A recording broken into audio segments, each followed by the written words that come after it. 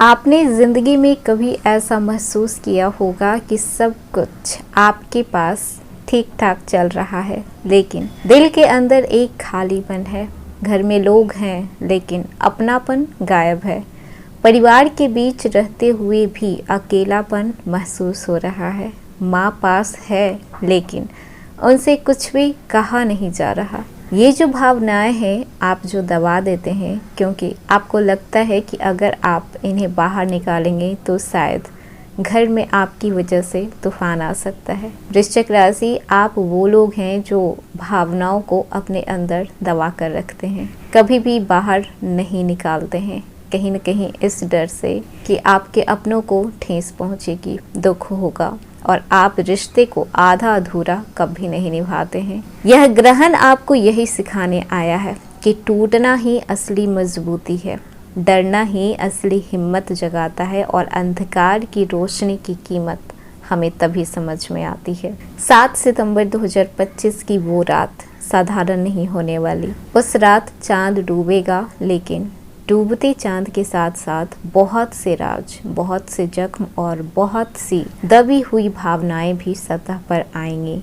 और सबसे बड़ा असर होगा वृश्चिक राशि के लोगों पर, क्योंकि यह ग्रहण लग रहा है आपके चौथे भाव में, यानी कि आपके घर, माता, सुख, दिल की गहराई और आपकी आत्मा के केंद्र में। जिस भाव पर चंद्र का अधिकार होता है उसी भाव पर चंद्र ग्रहण लगता है। ये वैसा ही है जैसे कोई आपके दिल पर हाथ रख दे और पूछे कि बताओ तुम्हारे अंदर कौन सा दर्द छुपा हुआ है। यह ग्रहण आपको आपकी जड़ों तक हिला सकता है, आपकी मन की शांति छीन सकता है, आपको आपकी माँ की चिंता में डाल सकता है, या फिर आपके घर परिवार के किन्हीं अनसुलझे मामलों को सतह पर ला सकता है।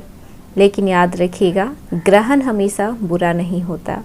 ग्रहण वो आईना है जो हमें हमारी सच्चाई को दिखाता है। ये ग्रहण आपके दिल के उन दरवाजे को खोलेगा जिन्हें आपने सालों से बंद करके रखा है। यह ग्रहण अंधेरा जरूर लाएगा, लेकिन इस अंधेरे के बाद नई रोशनी आपके जीवन में आएगी। चांद छुपेगा लेकिन फिर से उसकी चमक वापस लौटेगी। ठीक उसी तरीके से इस ग्रहण के बाद आपकी ज़िंदगी में एक नई चमक वापस लौटेगी। हेलो एवरीवन, स्वागत है आपके हमारे चैनल भाग्य की धारा में। कैसे हैं आप लोग? उम्मीद है अच्छे होंगे। अगर आप हमारे चैनल पर नए हैं तो चैनल को सब्सक्राइब करके बेल आइकन दबा दें, जिससे आने वाली हर नई वीडियो का नोटिफिकेशन आपको मिल पाए। तो चलिए बिना देरी के शुरू करते हैं। 7 सितंबर 2025 को लगने वाला चंद्र ग्रहण के समय क्या नहीं करना चाहिए और किन बातों का विशेष ध्यान रखना चाहिए, यह जानना बहुत ज़रूरी है, क्योंकि ग्रंथों और ज्योतिष दोनों में ग्रहण को एक अशुभ काल यानी कि सूतक काल माना गया है। चंद्र ग्रहण के समय सबसे पहले जान लेते हैं कि क्या नहीं करना चाहिए। तो इस समय भोजन नहीं करना चाहिए।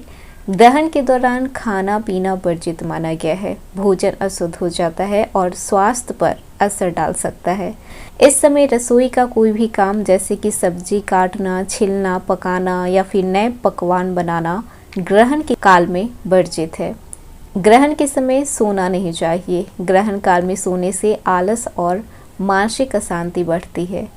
इस समय शारीरिक संबंध नहीं बनाना चाहिए। इस समय पूजा पाठ या फिर मंदिर में मूर्तियों को छूना वर्जित माना गया है, क्योंकि ग्रहण काल में नकारात्मक ऊर्जा सक्रिय होती है। गर्भवती महिलाओं को विशेषकर सावधानी रखनी चाहिए। उन्हें ग्रहण की छाया से बचना चाहिए। तेज रोशनी या फिर चाकू कैंची का प्रयोग नहीं करना चाहिए। नुकीली वस्तुओं का उपयोग ना करें, जैसे कि कैंची, चाकू या फिर सिलाई कटाई से बचना चाहिए। किसी को पैसे उधार न दें। ग्रहण काल में किया गया वित्तीय लेन देन नुकसानदायक हो सकता है।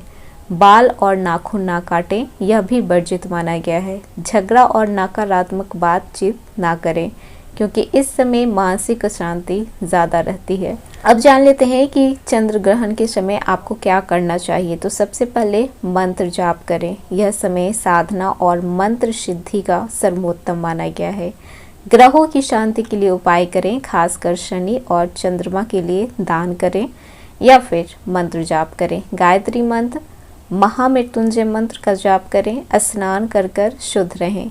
ग्रहण शुरू होने से पहले और ग्रहण खत्म होने के बाद स्नान करना बहुत ज़रूरी है। तुलसी पत्ता डालकर भोजन करें। यदि पहले से बना हुआ भोजन है तो उसे खराब होने से बचाने के लिए आप उसमें तुलसी का पत्ता डाल सकते हैं। ग्रहण खत्म होने के बाद गरीबों को दान देना बेहद शुभ होता है।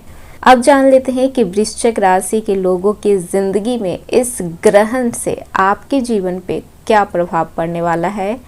क्या आप पर भी ये ग्रहण लगने वाला है या फिर आपके लिए ये ग्रहण वरदान साबित होने वाला है। यह ग्रहण आपके मन की गहराई को हिलाएगा। पुराने दबे हुए डर और भावनाएं अचानक सतह पर आ सकती है।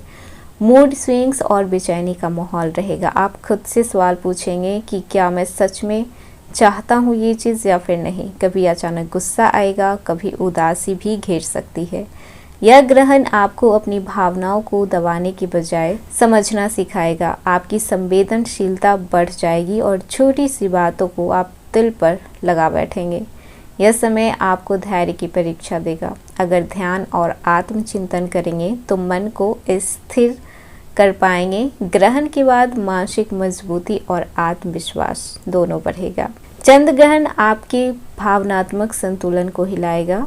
इस समय आप अपनी भावनाओं को दबाने के बजाय उन्हें समझना और स्वीकार करना सीखें। घर परिवार की बात करें तो घर में छोटी छोटी बातों पर मतभेद बढ़ सकता है। कोई पुराना पारिवारिक मुद्दा दोबारा उठ सकता है, लेकिन यही समय है जब आप धैर्य और समझदारी से अपने रिश्ते को सुधार सकते हैं।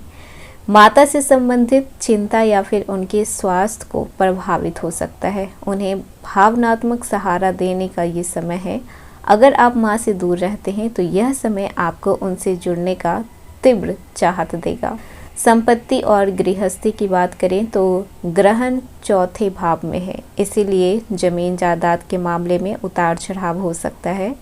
कोई अटका हुआ मामला सामने आ सकता है। नई संपत्ति लेने के लिए यह समय उचित नहीं है।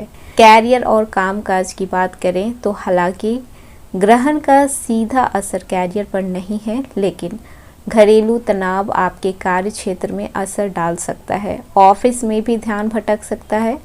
सलाह ये है कि ग्रहण के दौरान कोई भी बड़े फैसले ना लें। शिक्षा और विद्यार्थियों की बात करें तो स्टूडेंट के लिए यह समय कठिन रहेगा। पढ़ाई में ध्यान कम लग सकता है, लेकिन अगर आप मन को स्थिर कर लें तो यह ग्रहण आपको आत्मचिंतन और गहरी सोच दोनों देगा। प्रेम संबंधों की बात करें तो लव लाइफ में ईर्ष्या और गलतफहमी का माहौल बन सकता है। ग्रहण छुपे हुए सच को उजागर करता है, इसीलिए अगर रिश्ता नकली है तो टूट सकता है, लेकिन अगर प्यार सच्चा है तो और गहरा हो जाएगा। विवाह और जीवन साथी के बारे में बात करें तो शादीशुदा जीवन में भावनात्मक दूरी आ सकती है। जीवन साथी को आपकी समझ और सहयोग की ज़रूरत होगी। यह ग्रहण आपको सिखाएगा कि रिश्ते में अहंकार नहीं, सहारा होना चाहिए। वहीं पर आर्थिक स्थिति की बात करें तो घर और परिवार से जुड़े खर्च अचानक बढ़ सकते हैं। भावनाओं में आकर निवेश करने से बचें। ग्रहण के दौरान लिया गया कोई भी बड़ा आर्थिक निर्णय बाद में परेशानी दे सकता है। वहीं पर स्वास्थ्य की बात करें तो इस ग्रहण का सबसे ज़्यादा असर आपके मानसिक स्वास्थ्य पर पड़ेगा। नींद की समस्या, तनाव और ब्लड प्रेशर जैसी दिक्कतें हो सकती है। ध्यान, प्राणायाम और आत्मचिंतन से आपको राहत मिलेगी। यह ग्रहण आपको अंदर से जागृत करेगा।